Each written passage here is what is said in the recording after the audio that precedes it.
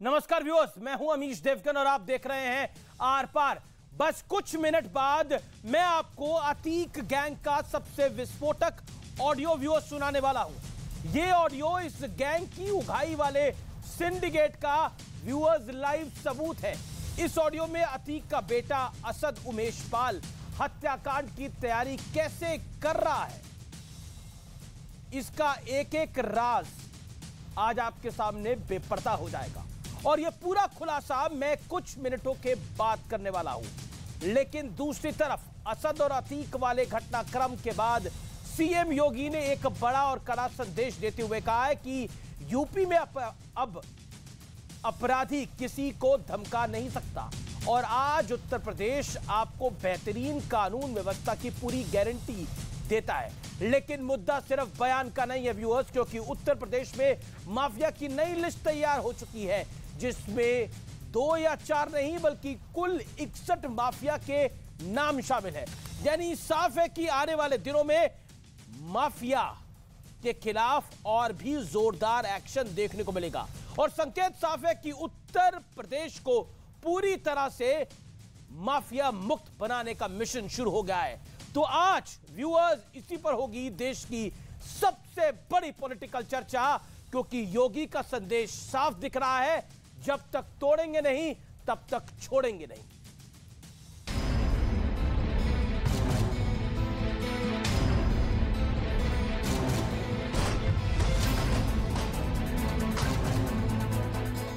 अब कोई पेशेवर अपराधी और माफिया किसी उद्यमी को फोन से डरा धमका नहीं सकता।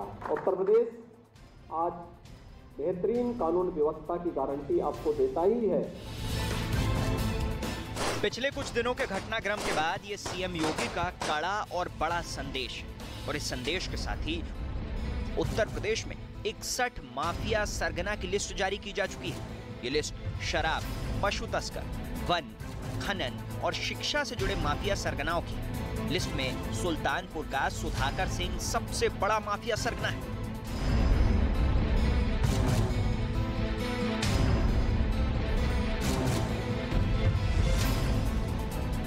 खबर है कि अतीक गैंग के बाद इन सभी माफियाओं पर जोरदार एक्शन की तैयारी है।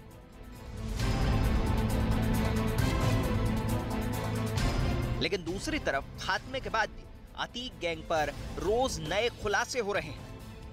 अब माफिया अतीक अहमद का साबरमती जेल से प्रयागराज के प्रॉपर्टी डीलर जैद को फोन पर धमकाने का ऑडियो सामने आया है, जो करीब 2.5 साल पुराना है। तक हमारी कोई नियत नहीं थी तुमको पीटने की। हम खुद समझ रहे थे। जब तुम्हारा हमने हाव भाव देखा, तुम्हारा रवैया देखा, समझे जी, तो क्या मतलब सिर्फ तुम्हारे रवैया पे खिसियाएंगे हम।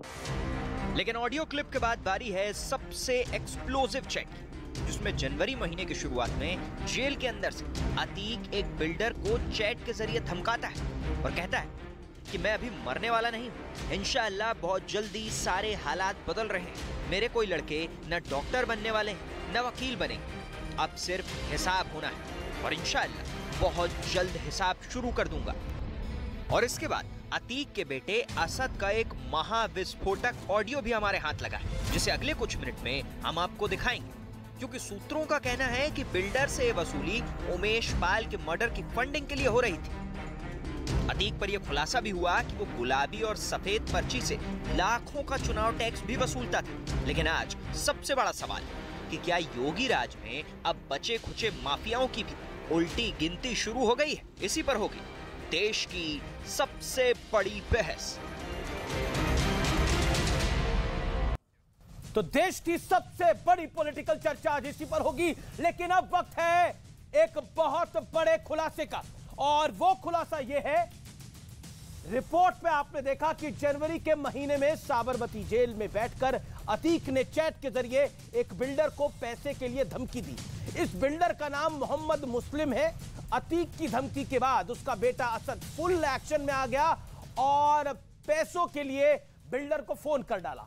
बिल्डर ने फोन नहीं उठाया तो मैसेज में उसने धमकी दी, जिसके बाद डरकर बिल्डर ने असद से बातचीत की और अब इस पूरी बातचीत का ऑडियो और उगाही का लाइव सबूत मैं आपको स्क्रीन पर दिखाने वाला हूं व्यूअर्स। ऑडियो थोड़ा बढ़ा लीजिए, रिकॉर्ड का बटन ऑन कर लीजिए, क्योंकि यह खबर बहुत महत्वपूर्ण है। आइए इस ऑडियो को सुनते हैं। हेलो। फोन किए थे। ये कह रहे थे कि भाई के पास हम जाते हैं जेल मुलाकात करने से, उमर भाई से मिलने जाते हैं जेल। तो उन्होंने ही हमसे कहा था आपसे बात करने को कुछ। अच्छा। वो 5 तारीख को आ रहे हैं पेशी पे। तो आप टाइम निकाल के वो उनसे मुलाकात के लिए आ जाते हैं। तो हम यार कचहरी हमको ना बुलाओ, समझो। क्या हो गया कचहरी में? कचहरी में थोड़ा सा ठीक नहीं रहता, हम कचहरी हम जाते भी नहीं उधर। या जेल चलिए हमारे साथ। अब जेल वेल हम ना जा पाएंगे, और कोई मैसेज हो बताओ तो हम बताओ, जो करना हो कर दें। तो ये आपने ऑडियो सुना। मेरे साथ बातचीत करने के लिए कौन कौन जुड़ रहा है? राकेश त्रिपाठी हैं, प्रवक्ता भारतीय जनता पार्टी उत्तर प्रदेश के। मेरे साथ डॉक्टर अजय आलोक हैं, जाने माने राजनीतिक विश्लेषक हैं। अनुराग भदौरिया, प्रवक्ता समाजवादी पार्टी के। शोहेब जमाई मेरे साथ जुड़ रहे हैं। मेरे साथ माजिद हैदरी। आप तमाम लोगों का अभिनंदन है इस चर्चा में। तो आपने ऑडियो में सुना असद कैसे उगाही कर रहा है, यानी कुल मिलाकर जो रुडाली चल रही है, जो रोना गाना चल रहा है, जो छाती पीटी जा रही है, वो किन के लिए पीटी जा रही है, पॉइंट ये है। लेकिन मेरे साथ बात करने के लिए इस समय ये तमाम मेहमान हैं। मैं सीधा रुख करता हूं माजिद हैदरी आपका। माजिद हैदरी, अभी हमने जो ऑडियो सुनाया है उसमें असद उगाही कर रहा है। उससे पहले हमने अतीक का ऑडियो सुनाया जिसमें वो कह रहा है मारने का हमारे को तुम्हारा कोई इरादा नहीं था, लेकिन तुम्हारा बिहेवियर ऐसा था, तुम्हें पीटना पड़ा हमें। और साबरमती जेल से वो पूरी प्लानिंग कर रहा है। अब इसके बाद क्या बचता है? अमीश भाई, विनम्रता पूर्वक विनती होगी आपसे कि मैं आज इस मंच पे ना लड़ने आया हूं, ना चर्चा करने आया हूं, कुछ चीजों का मातम मनाने आया, और वो मैं मातम आपके सामने रखूं। मातम सिर्फ इस चीज का नहीं कि आप मरहूम अतीक अहमद साहब को मरण उपरांत आपने अदालत में घसीटने, इसका मातम नहीं मना रहा। मैं इसका मातम मना रहा हूँ कि हमारे जेलों में से इतना बड़ा गैंगस्टर का हिसाब चलता है। मैं इस चीज का मातम मना रहा हूँ कि जिस यूपी का युवा पंडित जवाहरलाल नेहरू बनना चाहता था, राजनाथ सिंह जी बनना चाहता था, राहुल गांधी और अखिलेश यादव बनना चाहता था, आज यूपी की पुलिस कह रही है कि वहां का जो युवा है वो लॉरेंस बिश्नोई बनना चाहता है।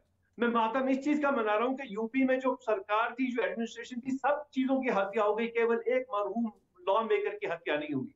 और मातम इस चीज का मना रहा हूं कि जब आप पैसे की बात करते हैं तो क्या आज भी इस देश में मनी लॉन्ड्रिंग चल रही है, जिसके बारे में भाजपा ने कहा था कि नोटबंदी के बाद यहाँ पे सब कुछ बंद हो जाएगा। हमारे जेलों का ये हाल है कि कहीं पर बॉडी मसाज चलता है, कहीं से गैंगस्ट्री चलती है। तो आप सबसे पहले अगर सवाल पूछते हैं तो भाजपा से और यूपी में एक बात बताइए, एक कानून नहीं, अगर हत्या का 302 का एक सेकंड माजिद हैदरी, आपने बोला आज मैं लड़ूंगा नहीं, अपनी बात पे कायम रहिएगा। अमीश भाई 10 सेकंड, अमीश भाई 10 सेकंड, 15 सेकंड ले लीजिए, आप मायूस ना हो, 15 सेकंड और ले ले। अमीश भाई केवल 10 सेकंड बस, उसके बाद मैं बात नहीं करूंगा। जिस यूपी के बारे में हम कहते थे कि आप मुस्कुराइए, आप यूपी में हैं, आप लखनऊ में हैं, आज मैं कहता हूं आप मातम मनाइए कि आप यूपी में हैं।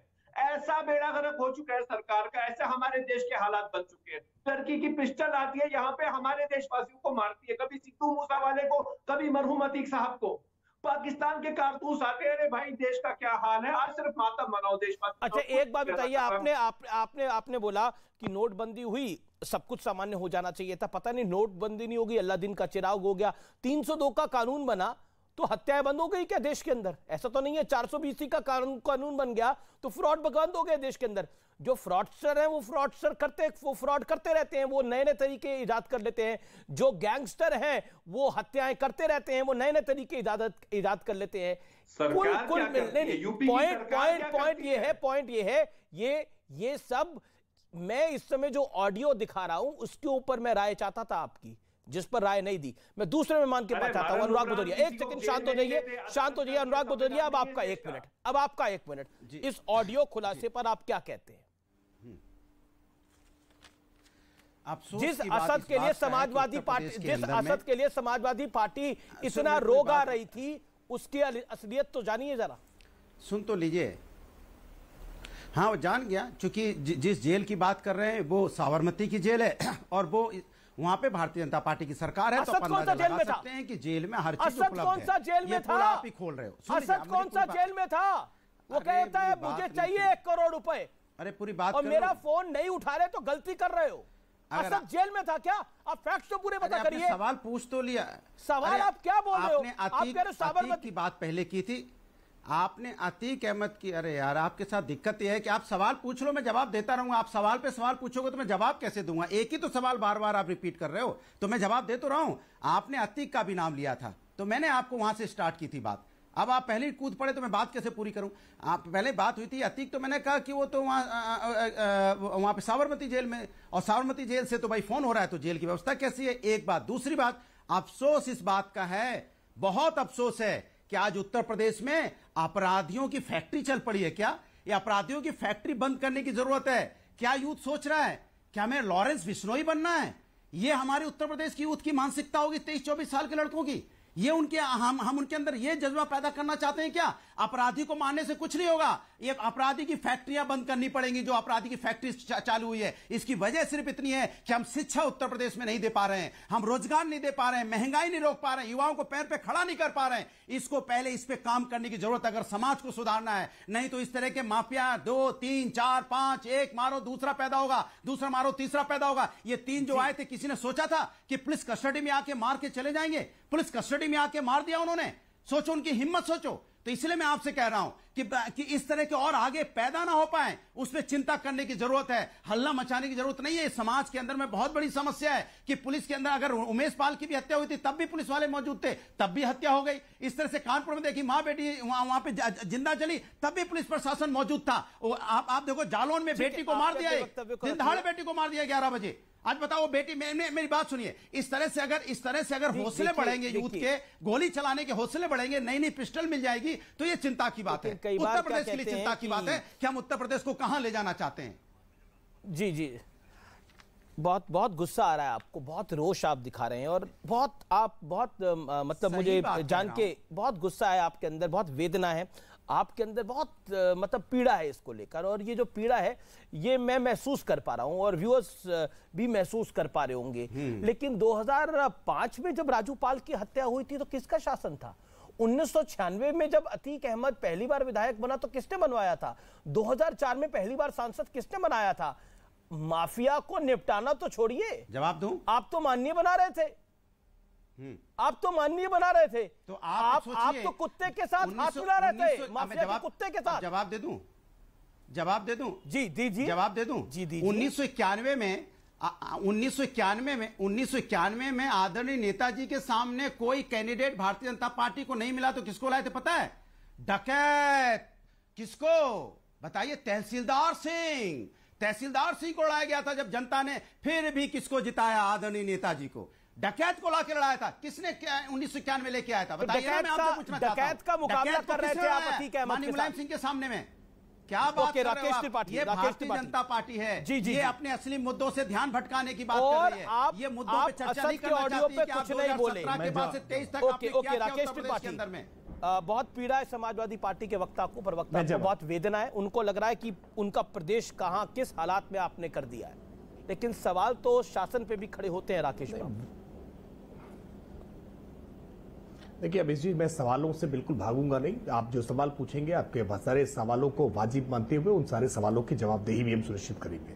लेकिन ये व्यग्रता, ये वेदना, ये पीड़ा, ये मातम, ये अनुराग भदौरिया का स्वाभाविक है। पाल पोस करके बड़ा किया था, आलीशान अट्टालिकाएं बनाई थी, योगी आदित्यनाथ जी ने बुलडोजर चलाकर धूल धूसरित कर दिया।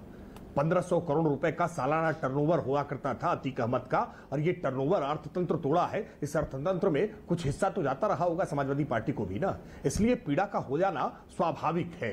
पीड़ा मनाने भी दीजिए, थोड़ा समय दीजिए, अनुराग भदौरिया को पीड़ा मनाने दीजिए। लेकिन माजिद हैदरी ने शुरुआत की अपनी बात की कि उत्तर प्रदेश में जवाहरलाल नेहरू बनना चाहते थे। देश में 1952 में पहला चुनाव हुआ।